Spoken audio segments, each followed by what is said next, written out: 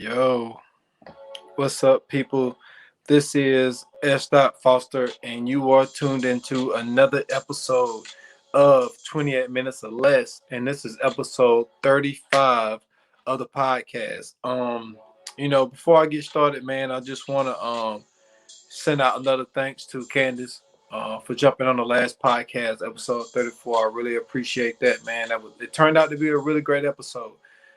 So I just want to thank her for jumping on. It was good to get a woman's perspective when it comes to rap music, when it comes to, Rhapsody, when it comes to, you know, lyrics, all that type of stuff that we was able to get into. Got some great insight on some things that was going on in Louisville that I didn't have any idea what was going on. So I appreciate her coming on that last podcast. So we are in February and Black History Month. So it's something I wanted to do was to celebrate Black History Month. And everybody that knows me know what the subject matter is going to be on the very first person that I am definitely going to single out. I have not done it on this platform. When it comes to the Stolen Time podcast, I have spoken about this person a lot. But as far as this one, I pretty much haven't. And the person I'm going to single out today is surprise, surprise, Fred Hampton. I've mentioned a lot that he's one of my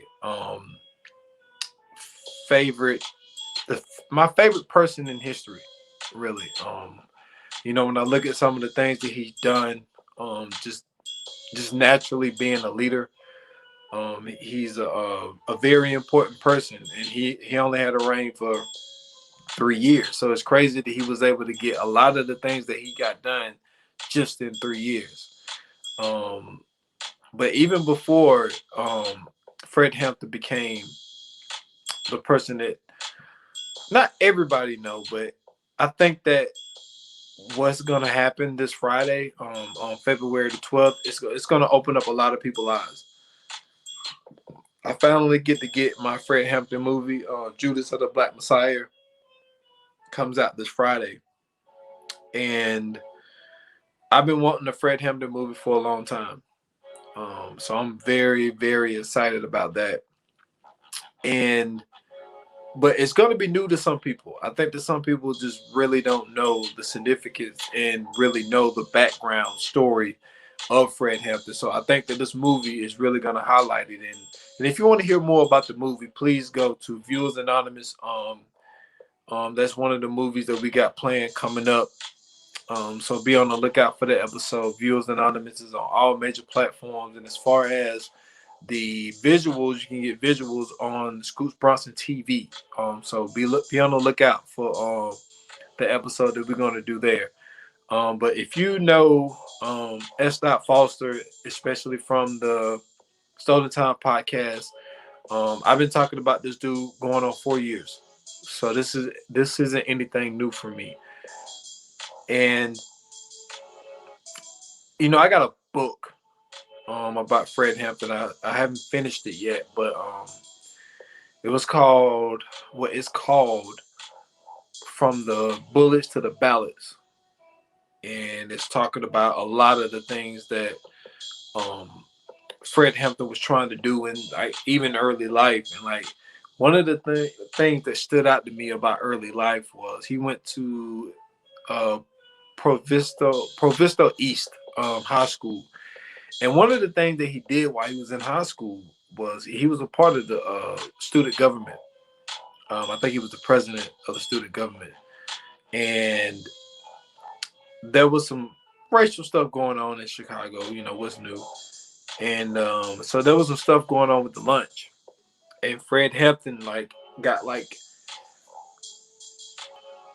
a conference with the teachers and, stated his case on the student lunch and how some of the black kids were being mistreated and all of this type stuff. So he had been on this road of doing things like this very early, and he was doing it in high school, early enough to where it caught the eye of the NCAACP.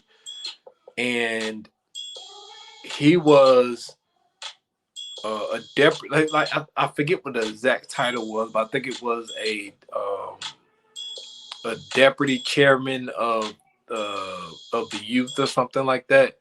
So he was put in a leadership position at 18 years old in the NCAACP. And so he was doing his work with them and figured that there needed to be a different approach to what he was doing.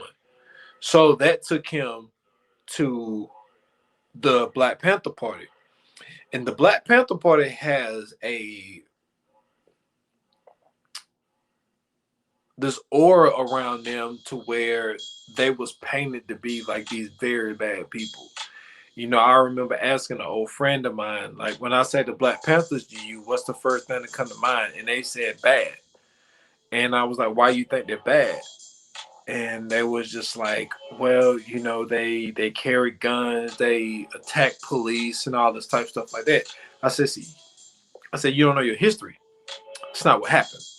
I said the Black Panthers, the reputation that they have, they was painted to be very bad people because of a few bad situations. They painted the whole group with one broad brush to make it seem like everybody was bad. Like, even they did things that was according to the way that the Constitution was written and the individual laws in the individual states. They did follow the rules. Like when they stormed the Capitol in Sacramento, they was out there with, you know what I'm saying, AK-47s, you know what I'm saying, 12 gauges, all types of shit, right? But they had no ammunition in it. It wasn't loaded. They said that it was open to carry as long as you didn't have ammunition in it. So they followed the rules. And all they was doing was fighting and marching and storming things. Not storming, but, you know, doing things that was for the betterment of the people and especially the Black people. And that's another thing that people had misconstrued with the Black Panthers, was people tried to make them out to be. They tried to compare them to the KKK. Name one situation where they went into a white neighborhood and snatched a white person out of their house and tortured and killed them. They are not compatible. They are nothing alike. Absolutely nothing alike. You cannot compare them to the KKK. They're not a hate group. They allow different races in the white race to come into the Black Panther Party. The only thing was, and I understand this rule, was the fact that they could not hold any leadership positions, which is very understandable. Now, the thing that people have to understand about most Black people, I can't say all because I can't speak for everyone, is the fact of a lot of the times we don't believe in exclusion because we know what exclusion feels like, because we have been excluded from this country, this government, everything. So that's why a lot of the times we're more accepting to looking out for the group as in humans, as in, you know, not really being against gays and all type of stuff like that, because we don't. Some of us don't want to exclude certain people because we know what exclusion feels like. So the Black Panther Party get a bad rap, but like they never talk about how they invented school breakfast. They didn't. That wasn't breakfast for kids back then, like back when Uncle Washington went to school. Like the Black Panthers created it, and then the schools adapted it, but they didn't give them the credit for it. You know what I'm saying? Like all of these people who, you know, who were put in positions to have to use WIC or SNCC or anything like that, the Black Panthers created that. They created situations where these single parent mothers have a way to feed their kids. Like they would put together these care packages and they would hand them out to people in the neighborhood. And when I say people, I'm saying people. I'm not saying Black people. Like even in that book that I was reading, there are pictures of them doing those breakfasts. You can even watch. PBS did a great documentary on the Black Panthers. I think they just entitled it Black Panthers, and you can see video of them serving these kids breakfast before school, and there was white kids in there. Like they didn't push anybody away. They didn't exclude people just because they was white. They knew that these white kids that was in there, they was in the same position, they lived in the same neighborhood as those black people, and they needed the help just as much as any other group did. So that's another thing. And when you look at what they were able to do and why the government was so headstrong on taking them down was because, especially because of Fred Hampton. Now, don't get me wrong, they set Huey P. Newton up, you know what I'm saying? And that ended up going to his demise, and he ended up, getting killed. Bobby Seale, he was able to take a bad situation and flip it into a good one, where he actually ran for, I think he ran for mayor of Sacramento, but he ended up losing. But anyway, to get to Fred came up with this idea, and that's what made him number one on J. Edgar Hoover's hit list. And that was creating the Rainbow Coalition. Fred Hampton, one of the reasons why I am a huge component of him is for that reason there. Like Fred Hampton figured out a way to say, you know what? I love my people. I love my black people. But at the same time, there are a lot of people out here that's getting, dealt a bad hand. And so with the Rainbow Coalition, he was able to round up black people, white people, Asian people, Indian people. Because when he would do a speech, he would in that speech, he would say, power to the red people, power to the black people, power to the yellow people, power to the white people. And then, like, with creating this Rainbow Coalition, the FBI and J. Edgar Hoover noticed this. And they was like, yo, this guy is the highest threat to the government right now.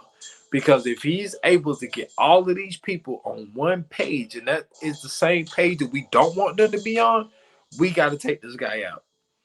And that is exactly what they did. And Fred was like, if you listen to one of like some of his speeches, like he was so sure of himself. He spoke very well. And the ideas that he had and the person that he could have been if he was not taken out by the American government. And yes, I say it was taken out by the American government, and it has been proven, and it's been proven in court. You can look when they finally went in to move in on him. And the thing about Judas to the Black Messiah that I can see from the previews is the fact of they really it's played by Lakeith Stanfield. Lakeith Stanfield is the mold that was put into the Black Panther. I don't know if they're gonna show this, but I don't see why they wouldn't. But the way that the story goes is that Fred was stuck with a tranquilizer, and when they moved in on him, on the Chicago PD, when they moved in on him, they shot 99 shots into his bedroom where him and his pregnant girlfriend laid. And one shot went out, but it was from his security who got shot, and it was like a one of those reactions where the guy ended up pulling the trigger from getting shot. And when all the shooting was over and they was pulling Fred, but I think it was while Fred was still laying in the bed, and his girlfriend was reported saying that the cops was talking, and one of them asked, "Is he dead?" And the way that the story goes is like the cop pumped 2 more shots in him. It was like, if he ain't dead, he dead now. And so it was taken, the case was taken, and they they put together this exhibit of how the shooting went down. and they was able to prove in court that 99 shots went into that bedroom. And the Hampton family sued the Chicago PD and the FBI, and they won the case. They won the case. They won the case that they was responsible for Fred's death. And I thought that that's something that is very important for people to know, because to know that this man was taken out because he was pulling people together, and for him to accomplish what he accomplished, and to be taken out at the age of 21, like this man reign was only for 3 years, just 3 years, from 18 to 21. And even when he joined the Black Panther Party, he was put in a leadership position. And what people have to understand about Fred is this goes all the way up to President Obama. And for the people that don't understand what I'm saying by it goes all the way up to President Obama, is President Obama used a rainbow coalition to get elected. Uncle Washington always says President Obama was the first president to be elected without the majority white vote. And the way he was able to do that is he used the same tactics that Fred Hampton used. And he was able to pull the Native Americans. He was able to pull the white people. He was able to pull the Asian people, and the Latino people. He was able to pull all of them together to vote for him. And that's the same tactic that he used. And Fred was a guy that was able to influence people. Like, he had a guy like Jeff Fort. If y'all don't know who Jeff Fort is, Jeff Fort is an American gangster about Jeff Fort. Him and the Black Tone Rangers. They was a gang, a black gang in Chicago. But when Fred was alive, like, Fred had Jeff Fort on the right track. And then when Fred was taken out, that's when they started getting into, moving drugs and all that type of stuff like that, for them to even make an American Gangster episode about Jeff Ford. So Fred had a lot of influence. Like, another thing that Fred was able to do, and they named a pool in Chicago after him because of this. So it was a heat wave in Chicago one year, and black people wasn't allowed to swim in the pools.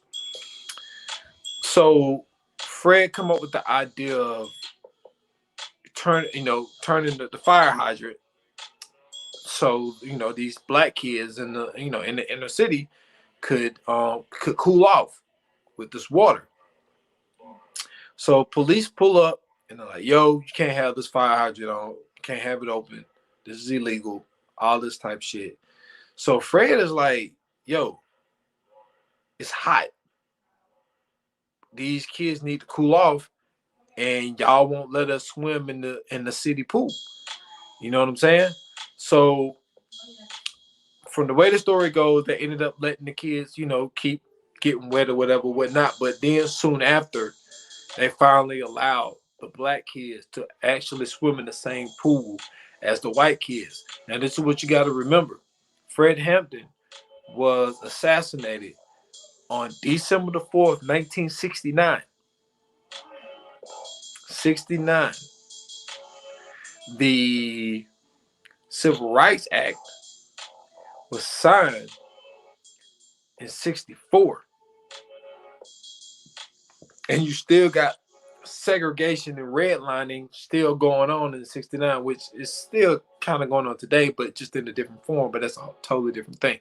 But that's the influence that a guy like Fred Hampton had, just at the age 20, 21, where he was able to talk these cops into letting these kids cool off, and to also finally let these kids actually get into the city pool and end up naming the city pool after him. Me personally, I feel like Fred Hampton needs to be desired like Dr. Martin Luther King. There's pretty much a Dr. Martin Luther King Boulevard in every town. We need a Fred Hampton Boulevard on every town. You know what I'm saying? We need schools. Like y'all want to name schools. Some of y'all want to name schools after Robert E. Lee. You know what I'm saying? Ulysses S. Grant. Y'all want to name, you know, roads after people that was Confederate soldiers. And the way that we view, as in black people, we don't view people in that was representing the Confederacy. We don't view them very well. And some people might not view Fred very well, but if you actually knew the information on Fred, if you actually knew what he stood for, yeah, he stood for his people. He stood for his black people. But at the same time, he knew the significance of we all have to get on the same page. We all got to get on the right track, because if we all can't unite, there's no way that this thing called America is going to work. And something that people don't understand about the Black Panther Party is the Black Panthers, they people want to talk about their interactions with the police, and they misconstrue what they was trying to do in their whole objective with the police. The Black Panthers, what they figured they would do, because what we see that's on camera today, like when it comes to George Floyd, you know what I'm saying, when it comes to Tamir Rice, when it comes to Marcus Garner and all these people, like all of this shit was happening back then, you know, Emmett Till, you know what I'm saying? And to prevent these type of situations, what the Black Panther Party did was, what we're going to do is we're going to police the police. We are going to watch a traffic stop and make sure this man's rights does not get violated while he's being pulled over. If you're going to give him a ticket for running a stop sign, cool. Give him the ticket and let him go on his way. So what they did is they policed the police. There were situations that they had shootouts with the police, but they wasn't the ones who started it. They're just like that 15-year-old kid that got killed with what's my man name? Medgar Evers. The kid that got killed with him when there was a shootout with the police. Like Medgar Evers told the boy, like, you have to get completely naked so they don't shoot you, because if you got clothes on, they're gonna say you got a gun. So Medgar Evers came out butt naked. The kid came out with underwear on, and they shot the kid. I think the kid ended up being like 15 to 16 years old. So what people have mistaken is they say that they went and shot at the police, or they went and, you know, just randomly killed police. That's not what the Black Panther Party did. Now, I praise them. I don't know if I would have personally had the courage to join them when, you know, when we're talking about the 60s and 70s and things like that, just because of how they was targeted, and how they was treated, how they wasn't able to really get jobs and stuff like that. But I think that they are very important to our history, and the things that they've done need to be uplifted, because what the government do, and in some cases what the school do, is they paint them in a bad light to make them seem like they were very bad people, and they was not bad people. Like, they had some bad apples, just like cops. Cops got bad apples. Come on, man. Like, we all know all cops aren't bad. You know what I'm saying? But some of them are bad at their job, and they need to be called out. That's just like everything. I'm a FedEx driver. We got bad drivers. You know what I'm saying? That's why we got fucking insurance. There are bad people in every group. Black, white, Latino, Asian, Native American, everything. Like, they're bad people in everything, because what ended up happening to the Black Panther Party was the fact of it got so big, because in the beginning they just didn't let anybody in. But then it got to the point where it got so big that they just started letting everybody in, and then people started infiltrating on being part of the Black Panther Party, and they would do bad things just so it would give them a bad name. So it ended up making them seem like they were a bad group. But I am very, very excited about Judas of the Black Messiah, man. I used to do a whole Fred Hampton movie in my head. Somebody beat me to it. And I just think that he's a guy that It needs to be mentioned more. I think that he's a guy that is I think he's very special. I really do. When you look at the things that he done, the speeches that he said, I used to know one speech by heart. I know some of it. It went like he was like, "We are going to defend ourselves because Huey P. Newton says that power is the ability to define the nominal and make it act in a designed manner, and that power is the ability to define the nominal and make it act in a designed manner." And he was like, "Well, the first thing we got to do is get organized." He's like, "Get organized. So when a pig walks up to you, or a pig get a job with the people, you'll know so many tactics, some revolutionary tactics, something like that." And he was like, and you'll have some guns hid out somewhere. And then he was like, so when a pig walks up to you, that pig is wrong. You blow him away, and then you have made that pig act in a designed manner. It goes something like that.